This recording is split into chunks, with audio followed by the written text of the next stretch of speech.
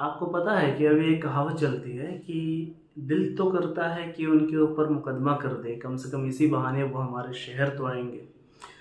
हमारा एक दोस्त है, वो कह रहा था कि दिल कर रहा है कि प्रधानमंत्री पे केस कर दें, इसी बहाने वो हमारे शहर में आएंगे, हम उनसे मिलेंगे, देखेंगे। जैसे जैसे हम पढ़ाई आगे की हैं, बाद में पता चला कि ये भाई साहब आगे बैठे हुए हैं देश के पद पे। सारा अरमान टूट गया। तो देखा जाए क्या है attorney general of India, Bharat के महान्यायवादी। देखो, आसान भाषा में समझो, ज़्यादा फ्रस्ट्रेटेड होने की कोई ज़रूरत नहीं है।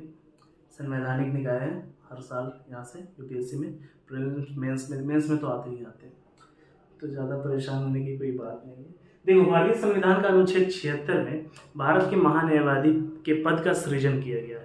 ये पहला ऐसा अनुच्छेद है जिसके द्वारा एकमात्र, ना सिर्फ पहला, एकमात्र ऐसा अनुच्छेद है जिसके द्वारा पद की बात की गई। पहली बार पद की बात की गई, भारत के महान्यायवादी पद की बात की गई। ये होता क्या है, देश में बहुत सारे कानून बनते हैं, लोग बनाते हैं, लॉ ऑफिसर हैं। ये देश का सबसे बड़ा कानून अधिकारी है। भारत देश का सबसे बड़ा कानून अधिकारी होता है। इसकी नियुक्ति क्या करता है, राष्ट्रपति करते हैं। इसकी नियुक्ति राष्ट्रपति करते हैं और इसकी योग्यता जो है वो सुप्रीम कोर्ट के जज के बराबर होनी चाहिए।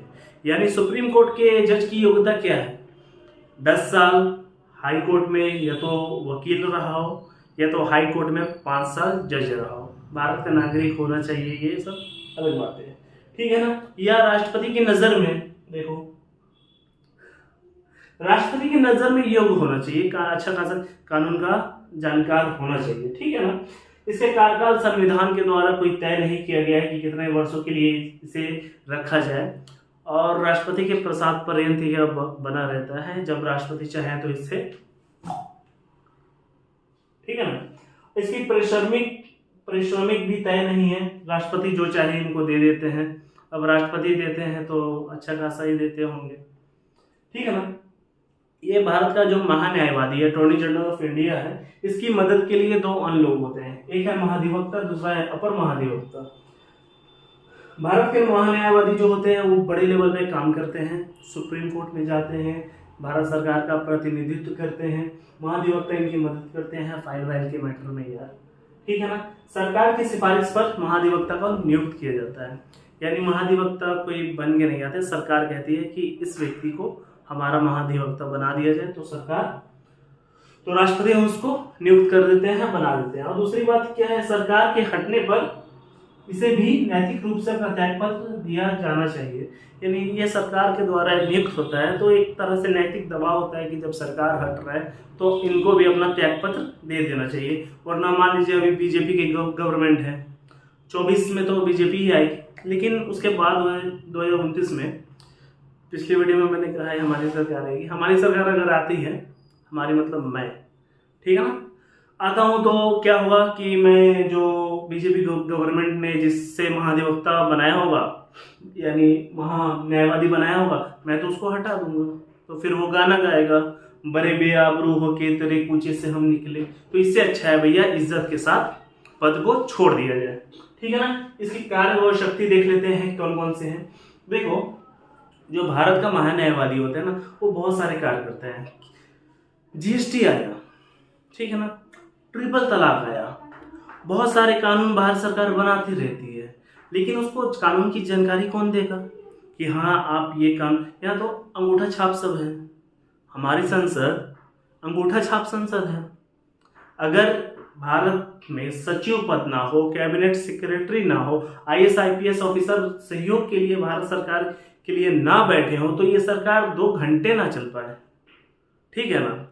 लेकिन नेता होने का भी अपना प्लस पॉइंट है, ऑफिसर होने का भी अपना कुछ प्लस पॉइंट है, तो उस पर बहस नहीं करते हैं अपन, बस कार्य देखते हैं और शक्तियाँ देखते हैं। इसके कार्य क्या है, सरकार को कानूनी सलाह देना, कि मान लीजिए संसद में कुछ बहस चल रही है, किसी मुद्दे को लेके, किसी कानून को लेके सरकार बिल ला रही है।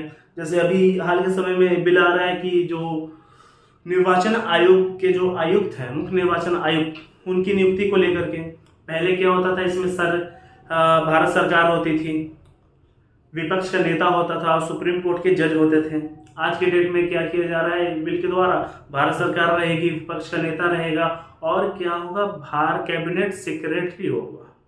कैबिनेट सेक्रेटरी तो कार्यपालिका का ही आदमी है, तो ऐसे में लोकतंत्र बड़ा ही खतरे में जा रहा है। लेकिन इसको भी सही बनाना है, तो सही कौन बनाएगा? ये भारत के कानूनी सलाहकार जो भारत सरकार के, कि नहीं इस फैक्ट पे हम ये कानून बनाएंगे, फौरन संसद में खड़ा हो जाता है। मोदी जी बोलते हैं खड़े हो जाइए, बोलिए, हमको तो पता नहीं है, बोलिए। तो ये लोग बोलने लगते हैं, भारत का महान्यायवादी। सुप्रीम कोर्ट में भारत सरकार का प्रतिनिधित्व करता है, सही बात है। अगर भारत सरकार पे आपने बहुत सारा केस पढ़ा हुआ, फलाना वर्सेस भारत संघ मामला, फलाना वर्सेस बिहार संघ मामला, फलाना वर्सेस ये संघ मामला, तो ये सारे मामलों को कौन देखता है? मोदी जी जाते हैं। कभी देखे हैं सुप्रीम कोर्ट में मोदी जी को खड़े होते हुए? नहीं ना। मोदी जी की तरफ से कौन खड़ा होता है? भारत सरकार की तरफ से ये भारत का अटॉर्नी जनरल ऑफ इंडिया, ठीक है ना।